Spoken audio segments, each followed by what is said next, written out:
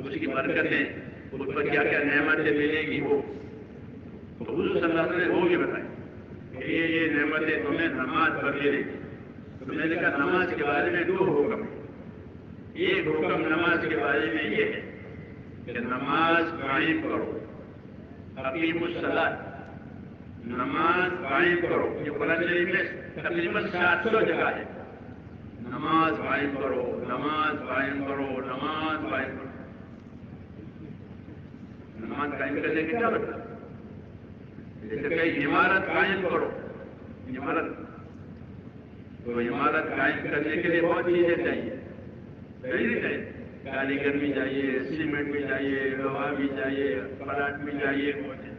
تو عمارت قائم ہوتی ہے، ایسے نہیں ہوتی. نماز قائم کرنے کے لیے، نماز قائم کرنے کے لیے نماز کا علم چاہیے، نماز کا طریقہ چاہیے، نماز کا وقت چاہیے. ان چیزوں سے نماز قائم ہوتی ہے. تو ایک تو نماز کے قائم کرنے کا حکم دیا. اس کا مطلب یہ ہے کہ نماز کو رسول صلی اللہ علیہ وسلم کے طریقے کے مطابق کرو. اچھے وقت میں نماز پڑھو، مکروہ وقت میں نماز مت پڑھو، صحیح وقت میں نماز پڑھو. یہ وقت صحیح ہے، وقت بھی دیکھو، باقی بھی دیکھو، اللہ بھی دیکھو، سب چیزوں کو دیکھو نماز قائم کرنے کے لیے. اور دوسرا حکم دیا نمازوں کی حفاظت کرو. کیا کرو؟ نمازوں کی حفاظت کرو. حافظوا علی الصلوات، نمازوں کی حفاظت کرو. کوئی کام ایسا نہ کرو جس سے نماز خراب ہو جائے. رسول صلی اللہ علیہ وسلم نے فرمایا کہ نماز کی حفاظت کے لیے اپنے پیٹوں کو، اپنے پیٹھوں کو ہلکا رکھو. پیٹ ہلکا رکھو، پیٹھ ہلکا رکھو. حدیث شریف میں کہ پیٹ کو، پیٹھ کو نماز کے لیے ہلکا رکھو.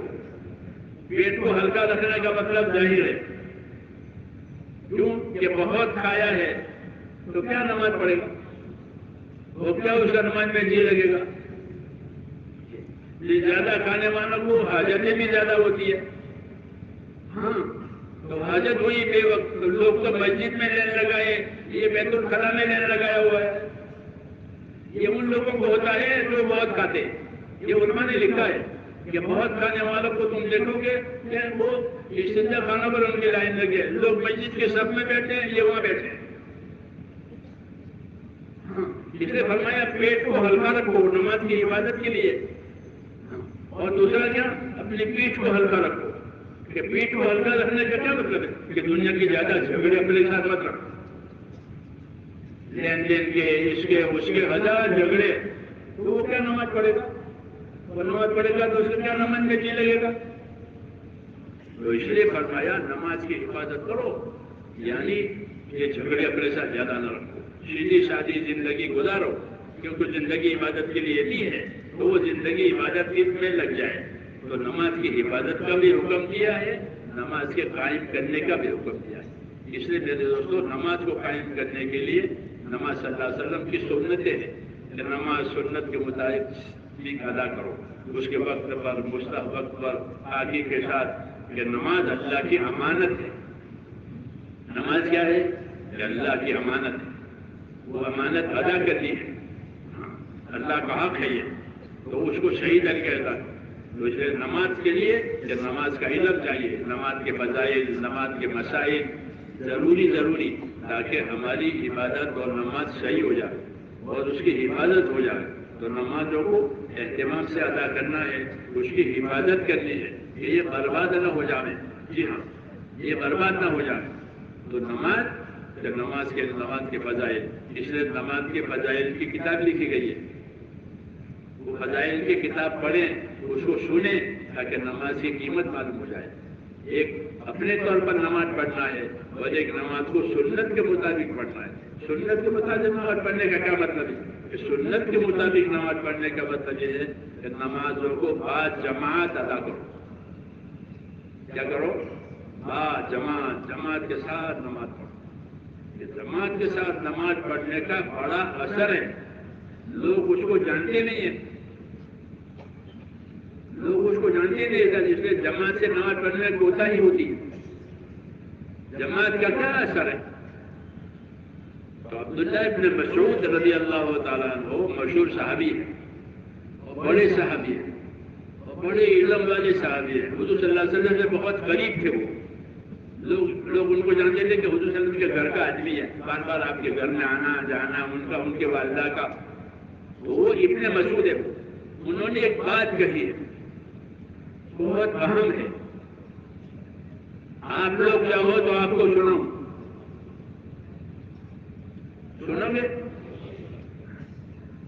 عبداللہ بن مسعود نے بہت کانٹے کی بات کہی.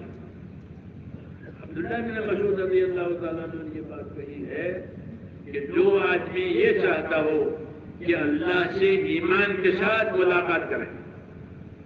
ایسی ملاقات ایمان کے ساتھ اللہ سے ملنا. ویسے تو اللہ سے سب ملیں گے, کافر بھی ملے گا, ظالم بھی ملے گا, کب آگے تو جا نہیں سکتا. دنیا میں تو بھاگ جاتے ہیں ادھر سے ادھر, اللہ سے کوئی بھاگ سکتا ہے؟ وما نحن بمسبوقین, اللہ نے کہا وما نحن بمسبوقین, ہم سے آگے کوئی نہیں جا سکتا. تو اتنے مشہور یہ فرماتے ہیں کہ جو آدمی یہ چاہتا ہو کہ اللہ سے اس کی ملاقات ایمان کے ساتھ ہو, جس کے ساتھ, تو اس کا کیا طریقہ ہے؟ انہوں نے فرمایا کہ اللہ سے ایمان کے ساتھ ملنے کا جو تمنا رکھتا ہو تو وہ نمازوں کو مسجد میں جا کر بعد جماعت پڑھے. یہ اللہ سے ایمان کی حالت میں ملنے کا راستہ بتایا ہے. سمجھ میں آئی بات؟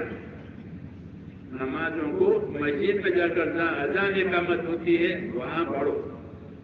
یہ عمل ایسا ہے کہ اس کی وجہ سے بندہ اللہ سے ایمان کی حالت میں ملے گا. تو بڑی بات ہے کہ اللہ سے ایمان کی حالت میں ملے. اللہ پھر اس کے ایمان کی قدر کریں گے, اس کے ایمان کا بدلہ دیں گے. جی ہاں, کیوں کہ وہ نماز کی حفاظت کرنے والا ٹھہرا, کہ نماز کی حفاظت کر کے اللہ سے ملا ہے. والذین هم علی صلاتهم یحافظون اولئک فی جنات مکرمون. وہ لوگ جن کے اندر یہ باتیں ہوگی, ان میں سے ایک بات یہ بھی ہے کہ نمازوں کی حفاظت کرنے والے, کہ یہ وہ لوگ ہیں کہ اللہ تعالیٰ جنت میں جب اللہ سے ملاقات ہوگی تو اللہ جنت میں ان کا اکرام کرے گا, جیسے مہمانوں کا اکرام ہوتا ہے. ٹھیک ہے, تو اس لیے اتنے مشہور فرماتے تھے کہ جو اللہ تعالیٰ سے ایمان کی حالت میں ملنا چاہتا ہو تو اس کو چاہیے کہ نمازوں کو وہاں جا کر ادا کرے جہاں جماعت ہوتی ہے, یعنی با جماعت نماز پڑھے. کہ اللہ تعالیٰ نے جماعت سے نماز پڑھنے کو تمہارے نبی کی سنت قرار دیا ہے. کہ نبی صلی اللہ علیہ وسلم کی سنت یہ تھی کہ آپ نماز با جماعت پڑھتے ہو. بیماری کی حالت میں بھی آپ دو آدمیوں کے سہارے آ کر مسجد میں آپ کو لایا جاتا تھا. مسجد میں ایسے صحابی بیمار ہو جاتا تھا تو وہ بھی دو آدمیوں کے سہارے آ کر مسجد میں اس کو کھڑا کیا. وہ بیماری کی حالت میں بھی نماز جماعت نہیں چھوڑتے تھے. کیوں کہ جماعت سے نماز پڑھنا یہ نبی صلی اللہ علیہ وسلم کا سنت طریقہ ہے. تو ابن مسعود نے ایک تو یہ بات کہی. دوسری بات ابن مسعود نے یہ کہی کہ اگر نبی صلی اللہ علیہ وسلم کے طریقے کو چھوڑ دو گے تو گمراہ ہو جاؤ گے. یہ نماز باجماعت پڑھنا چھوڑ دیا تو گمراہی آئی. اس لیے میرے دوستوں, اللہ سے ایمان کی حالت میں ملنے کے لیے نمازوں کو باجماعت پڑھے, سنت کے مطابق پڑھے. نماز کے انتظار پر ثواب ملتا ہے. پڑھا نہیں پڑھا کہ نماز کے انتظار میں بیٹھے ہیں, جماعت کھڑی ہونے والی ہے, ابھی کچھ وقت باقی ہے, انتظار میں بیٹھے ہیں تو اللہ انتظار کا بھی ثواب دیتا ہے. یہ جو نماز کے انتظار میں ہے گویا وہ نماز میں ہے. دنیا کے کسی کام میں آپ انتظار میں بیٹھو گے تو کیا ملے گا؟ ملتا ہے ویٹنگ روم میں بیٹھو, ویٹنگ روم میں بیٹھو, ویٹ کرو. یہاں کام نہیں ویٹ کرا, اور یہاں ویٹ کرو گے, انتظار کرو گے تو انتظار کا بھی انعام ملے گا. پہلے سب کا بھی انعام ملے گا, پہلی سب کا انعام ملے گا. پہلی سب میں امام کی دائیں طرف نماز پڑھنے کا انعام الگ ہے, بائیں طرف پڑھنے کا الگ ہے. امام کی بائیں طرف پڑھے, امام کی دائیں طرف پڑھے. ہاں, ایک ایک بات پر انعام ہے. داہنی طرف پڑھو, امام کی داہنی طرف. امام کے داہنی طرف جو لوگ نماز کھڑے ہوتے ہیں پہلی سب میں, دوسرے میں, تیسرے میں, تو ان اللہ وملائکتہ لیصلون علی ما من سکو, حدیث شریف میں کہ اللہ رحمت نازل کرتا ہے، فرشتے رحمت کی دعا کرتے ہیں ان لوگوں کے لیے جو امام کی داہنی جانب میں کھڑے ہوتے ہیں، پہلی صف میں، دوسری صف میں، دائیں جانب۔ تو داہنی جانب کا بھی ثواب ہے، انتظار کا بھی ثواب ہے، جماعت کا بھی ثواب ہے، اتنے طریقے سے اللہ تعالیٰ دے رہے ہیں۔ اس لیے ابن مسعود کہتے ہیں اللہ سے ملنا ہو ایمان کے ساتھ تو نمازوں کو باجماعت پڑھو۔ ہاں یہ بڑی بات ہے۔ اور ایک بات اور بھی ہے کہ نماز ایک ایسی عبادت ہے کہ جو پوری زندگی پر اثر ڈالتی ہے۔ نماز پوری زندگی پر اثر ڈالتی ہے۔ اگر نماز صحیح ہو گئی تو آدمی کی پوری زندگی صحیح ہو جاتی ہے، اس کا اثر ہے۔ ہر عمل میں اثر بھی ہوتا ہے، اجر بھی ہوتا ہے۔ اثر بھی ہوتا ہے اور کیا ہوتا ہے؟ اجر، یعنی اس کا بدلہ۔ تو اثر بھی ہے، اجر بھی ہے۔ تو نماز کا اثر یہ بتایا کہ نماز برائیوں سے روک دے گی، نماز زندگی کی برائیوں سے روک دے گی، بے حیائیوں سے روک دے گی، یہ اس کا اثر ہے۔ اور اجر الگ ہے، اس کا اجر یعنی بدلہ وہ الگ ہے۔ ہر عمل میں اثر بھی ہوتا ہے، اجر بھی ہوتا ہے، یہ فضائل سے معلوم ہو جائے گا۔ اس لیے ہمارے یہاں کہ اعمال کو کرو اور فضائل کے ساتھ کرو۔ جس کے ساتھ؟ فضائل کے ساتھ۔ جب فضائل کے ساتھ کرو گے تو شوق بھی پیدا ہوگا، یقین بھی پیدا ہوگا، شوق بھی پیدا ہوگا اور یقین بھی پیدا ہوگا کہ نماز باجماعت پڑھے تو آپ کو مسجد تک جانے کا ہر قدم لکھا جائے گا کہ کتنا دور سے چل کر آیا ہے، وہ لکھی جائے گی۔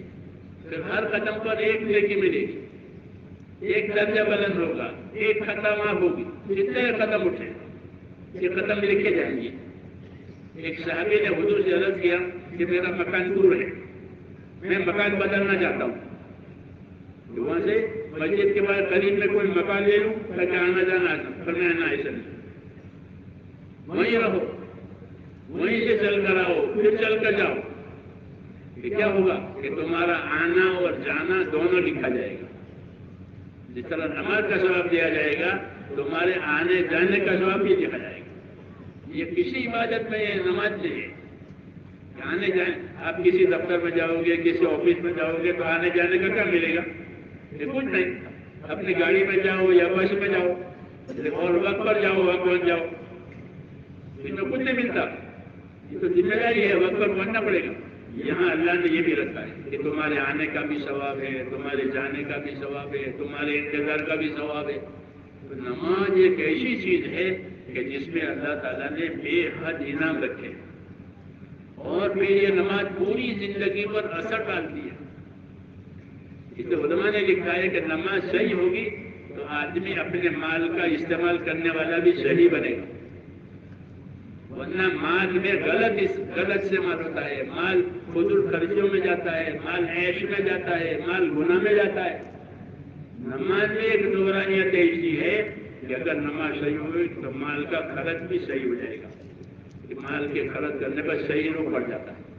تو مال جان، نماز جان اور مال دونوں کو صحیح کرتی ہے۔ اس لیے نمازوں پر ایمان کے بعد سب سے اونچا عمل نماز ہے۔ اللہ نے اسلام میں نماز کو اور حج کو خاص امتیاز دیا ہے، اس میں نماز کا درجہ سب سے اونچا ہے۔ اس لیے میرے بھائیوں اپنی نمازوں کو اہتمام سے کرنا ہے۔ کیسے کرنا ہے؟ سنتیں، نوافل